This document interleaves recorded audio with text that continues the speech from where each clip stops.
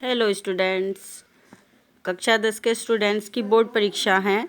ये सोच के मैं इनके लिए जो गद्य संकलन का जीवन परिचय है उसे शॉर्ट करके जिससे जल्दी याद हो जाए चार्ट के माध्यम से बताने का प्रयास कर रही हूँ।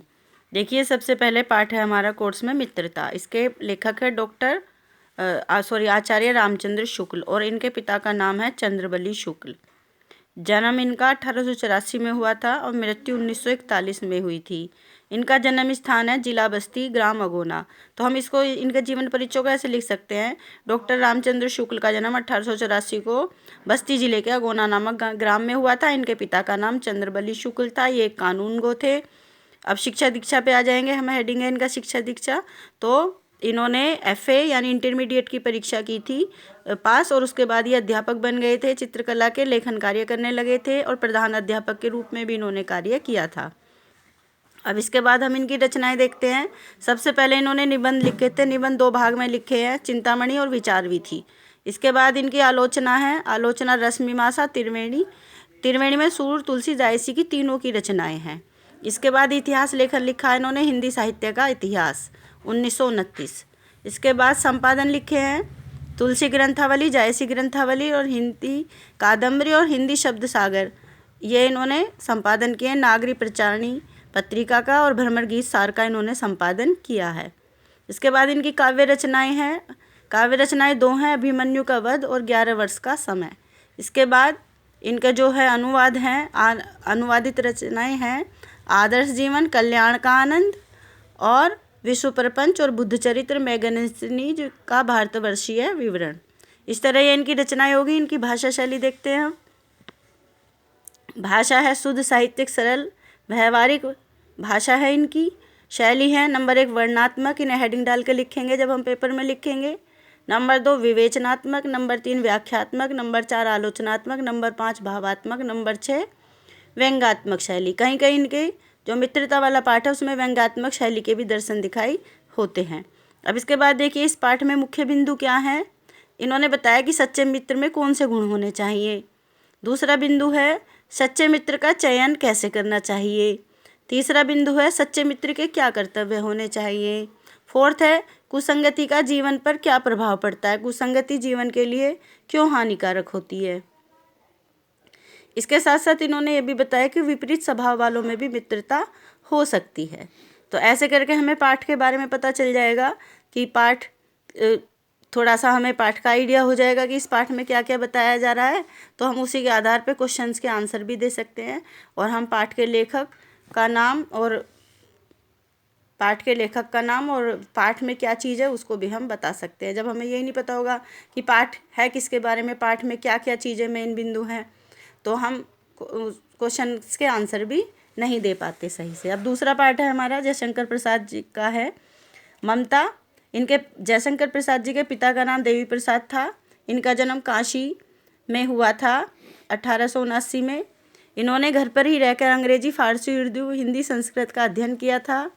इनकी रचनाएं हैं, मैंने रचना एक कहानी के माध्यम से याद कराने का प्रयास किया है। कामायनी के आंसू से झरने में लहर आ गई और चित्रधारा सी बह गई। ये 5 रचनाएं हैं। जहाँ पर कोमा लगा हुआ है वो रचनाएं नंबर 1 कामायनी, आंसू 2, झरना 3, लहर 4, चित्रधार 5। इस तरह हमने एक ही वाक्य में 5 रचनाएं याद कर ली हैं। अब देखिए उपन्यास में 3 है उपन्यास। इरावती ने देखा तितली को कंकाल ने पकड़ लिया। 3 रचनाएं हैं इरावती, तितली और कंकाल। इरावती ने देखा तितली को कंकाल ने पकड़ लिया। इस तरह हम इसे याद कर लेंगे। अब देखिए कहानी, इंद्रजाल की छाया से प्रतिध्वनि हुई तो आंधी आ गई। ये 4 रचनाएं हैं, इंद्रजाल, छाया, प्रतिध्वनि और आंधी। इंद्रजाल की छाया से प्रतिध्वनि हुई तो आंधी आ गई। इस तरह हम याद कर लेंगे। अब देखिए नाटक, चंद्रगुप्त, स्कंदगुप्त, सज्जन, विशाख और ध्रुवस्वामिनी के साथ जन्मजय के नागयज्ञ में गए तो वहाँ कल्याणी परिणय हुआ और प्रायश्चित भी हुआ। इस तरह ये इनके नाटक हो गए। निबंध है इनके काव्य कला व अन्य निबंध। अब इनकी भाषा शैली देखिए। ज़्यादातर इनकी भाषा शैली तत्सम शब्दों की प्रधानता है, यानी संस्कृत के शब्दों का प्रयोग ज़्यादा हुआ है। लोकोक्ति मुहावरों का भी प्रयोग हुआ है इनकी भाषा में।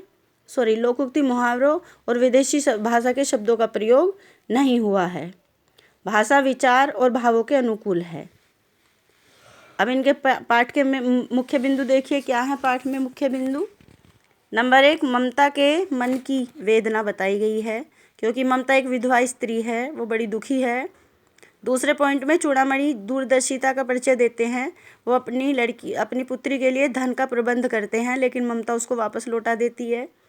तीसरे पॉइंट में रोहतास दुर्ग पे आक्रमण हो जाता है और ममता के पिता की हत्या हो जाती है। ममता दुर्ग छोड़ देती है और एक कुटिया में रहने लगती है। तो उस कुटिया में एक शरणार्थी यानी हुमायूं शरणार्थी बन के आता है, जो मुग़ल बादशाह था। फिर मुग़ल सैनिक उस कुटी को खोजते हैं, झोपड़ी को खोजते हुए आते हैं और अकबर द्वारा वहाँ पे अष्टकोण मंदिर का निर्माण किया जाता है और ये लिख दिया जाता है कि यहाँ पे सातों देश के शहंशाह हुमायूं ने निवास किया था। वहाँ उस कुटी में ममता का कहीं भी नाम नहीं था। तो इस तरह जयशंकर प्रसाद की जो उपलब्धियाँ हैं वो छायावाद के प्रवर्तक के रूप में माने जाते हैं।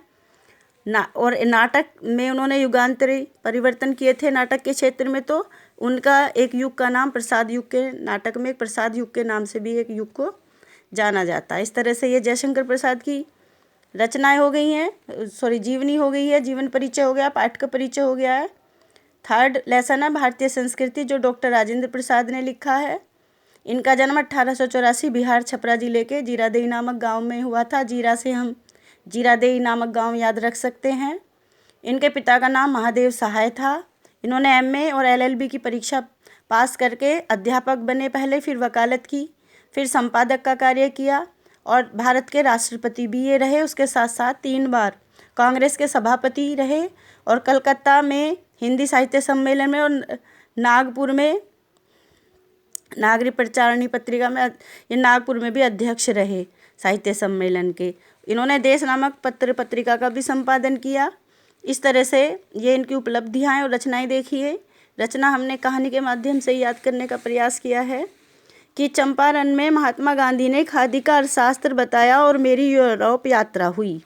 चंपारण में गांधी जी ने खादी का अर्थशास्त्र बताया और मेरी यूरोप यात्रा हुई।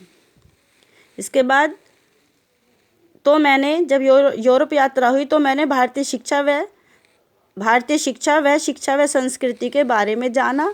तो संस्कृति का अध्ययन करने की इच्छा से साहित्य पढ़ा और मेरी आत्मकथा लिखी गई, बापूजी के कदमों में रख दी और मैंने कहा कि सब गांधी जी की देन है। जहाँ जहाँ ये कोमे लगे हुए वो सब इनकी रचनाएं हैं। इसके आगे इनकी भाषा शैली देखिए। भाषा इनकी सरल है, आडंबरहीन है, विषय अनुकूल है और इनकी जो शैली है साहित्यिक है, भाषण शैली है। इसके बाद पाठ में देखिए इन्होंने क्या मेन पॉइंट लिखे हैं। नंबर 1 पहले बताया इन्होंने कि भारत जो है विविधताओं का देश है। वहाँ पे विभिन्न धर्मों को, विभिन्न संप्रदायों को मानने वाले लोग रहते हैं, लेकिन फिर भी अनेकता में एकता। जैसे समुद्र में बहुत सारी नदियाँ गिरती हैं, ऐसे ही हमारे देश में बहुत सारे धर्म संप्रदायों को, संस्कृति को मानने वाले लोग हैं, लेकिन फिर भी वो सब एक ही हैं, एक ही भारतीय संस्कृति के अंतर्गत आते हैं। भारतीय संस्कृति जो आध्यात्मिक और नैतिक नियमों पर टिकी हुई है, नैतिक भावना पे टिकी हुई है, इसी ये सांस्कृतिक स्थिरता का मुख्य कारण भी रहा है। और स्थिरता का मुख्य कारण समन्वय की भावना भी है, क्योंकि जो संस्कृति, जो धर्म, जो भी हमारे संपर्क में आते हैं, हम उन सबको समन्वय करके अपने एक साथ लेकर के चलते हैं। इस तरह डॉक्टर राजेंद्र प्रसाद का पाठ पूरा हुआ है। और फिर इसके बाद है अगला लेसन अजंता। ये लिखा है डॉक्टर भगवत शरण उपाध्याय ने। इनका जन्म 1910 में जिला बलिया के ग्राम उजियारपुर गांव में हुआ था। इनके पिता का नाम तो नहीं दे रखा है। और ये पुरातत्व विभाग और प्राचीन भाषा और यूरोप भाषाओं का भी इन्होंने अध्ययन किया था। इसके साथ साथ इन्होंने एमए किया था और एमए करके प्रोफेसर बन गए थे। इसके बाद साहित्य सृजन करने लगे थे। इनकी रचनाएं हैं, इनकी रचनाओं को भी कहानी के माध्यम से बताया गया है। पहली रचना इनकी यात्रा साहित्य, कलकत्ता से पीकिंग तक। आलोचना ग्रंथ है। इतिहास के पन्नों पर विश्व साहित्य की रूपरेखा बनी। इतिहास के पन्नों पर विश्व साहित्य की रूपरेखा बनी। 3 है आलोचना ग्रंथ। इतिहास के पन्नों पर विश्व साहित्य की रूपरेखा बनी तो साहित्य व कला का विकास हो गया। जब साहित्य कला का विकास हो गया तो मंदिर व भवन बने और विश्व को एशिया की देन मिली। अन्य ग्रंथ हैं। अन्य ग्रंथों को हम ऐसे याद करेंगे। इतिहास साक्षी है कि इंडियन कालिदास में ठुनटाम सागर की लहरों पर तैरने लगा था तो कुछ फीचर कुछ एकांकी बन गए। जब ठुनटाम सागर की लहरों पर तैरने लगा तो कुछ फीचर कुछ एकांकी बन गए। अब इनकी भाषा देखिए, शुद्ध है, परिष्कृत है, परिमार्जित, बोधगम्य है। बोधगम्य यानी बोध होना, समझना, समझाने योग्य, और गंभीर है, चिंतन है, और सरल है। भाषा इतनी सरल है कि गंभीर से गंभीर विषय को भी बड़ी सरलता से समझाया जा सकता है। शैली विवेचनात्मक, वर्णनात्मक और भावात्मक शैलियों का प्रयोग किया है। पाठ में देखिए मुख्य बिंदु क्या हैं। सबसे पहले पत्थर पर खुदी जीवन गाथाएं, जो एक पीढ़ी को पत्थर पर जो इन्होंने संदेश खुदवाए थे, जो हमारी पीढ़ी संस्कृति की विरासत है, उसको एक पीढ़ी से दूसरी पीढ़ी तक पहुंचाने के लिए लोगों ने युक्ति निकाली थी और पत्थर पे वो ये अपने जो संदेश थे उनको खुदवाने लगे थे। फिर दूसरा इन्होंने एक और तरीका निकाला, पहाड़ काटा और अजंता की गुफाओं का निर्माण किया, उस पर चित्रकारी की। चित्रकारी कहानी के रूप में की, जो अलौकिकता का नमूना है वहाँ की जो चित्रकारी है।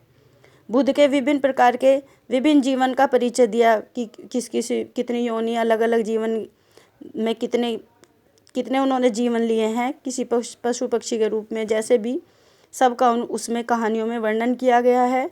और महात्मा बुद्ध के संपूर्ण जीवन का वर्णन किया गया। उनके जीवन के माध्यम से विभिन्न भय, दया, करुणा, त्याग, क्षमा, पाप, बेरहमी आदि के चित्र भी समझाए गए हैं, दिखाए गए हैं भारतीय संस्कृति के विषय में। इस तरह अजंता की गुफाएं जो भारतीय संस्कृति का, प्राचीन भारतीय संस्कृति का श्रेष्ठतम प्रतीक के रूप में जाना जाता है।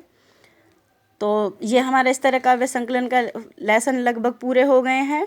मुझे आशा है ये आपको समझ आए होंगे, और अगर आपको अच्छे लगे हों तो इस वीडियो को लाइक करें, शेयर करें, चैनल को सब्सक्राइब करके, और मुझे ये कमेंट लिखें इसी चैनल पे कि अगर आपको काव्य संकलन के भी ऐसे ही चाहिए कोई चार्ट तो मुझे बताएं। Thank you so much.